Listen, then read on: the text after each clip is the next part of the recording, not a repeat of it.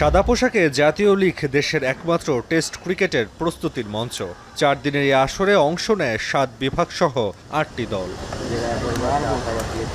এবার 4 দিনের ক্রিকেটের বাইরে বিসিবির তত্ত্বাবধানে আয়োজন হবে জাতীয় লীগের টি-20 আসর।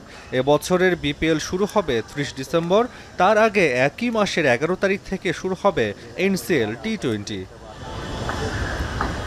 বিপিএলে থাকে বিদেশি ক্রিকেটারদের আধিপত্য, সুযোগ পায় না দেশি ক্রিকেটার, এমন একটা ধারণা থেকেই বিসিবির এমন আয়োজন বললেন প্রধান কোঅর্ডিনেটর মিনহাজুল আবেদীন নান্নু।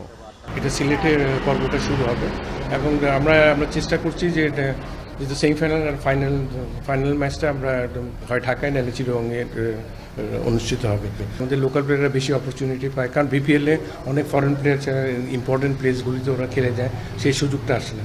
এই সুযোগটা এখন লোকাল প্লেয়ারদের জন্য তৈরি হয়েছে। আশা করছি এরা নিজেদেরকে ঠিক সঠিকভাবে মেলে ধরতে পারবে। 20 ওভারের এনসিএলের আসর দিয়ে আবারও মাঠে ফিরবেন তামিম ইকবাল, এমন রব উঠেছে কিছুদিন আগে থেকেই। জানা যায় 3 ম্যাচ খেলবেন জাতীয় দলের এই ওপেনার। অনেকদিন ধরে তামিম কিন্তু আন্তর্জাতিক ক্রিকেটে নেই, মাত্র শুরু করছে যে এনসিএলের যেটা টি-20 শুরু হচ্ছে, ওখানেও কিছু ম্যাচ খেলবে ও শুরু করছে। ওর মতো এক্সপিরিয়েন্স প্লেয়ার টিমে থাকা তো যথেষ্ট, আমি বলবো যে অনেকটা ভালো দিক।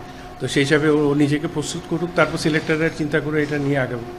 দেশের ক্রিকেটের সংক্ষিপ্ত ফরম্যাটে নেই তেমন কোনো সাফল্য, তবে এবার লোকাল ক্রিকেটারদের টি-20-র মানসিকতা তৈরিতে এমন আয়োজন কতটুকু ফলাফল নিয়ে আসে সেটাই এবার দেখার পালা। তাসওয়ার নাফি, এখন, ঢাকা।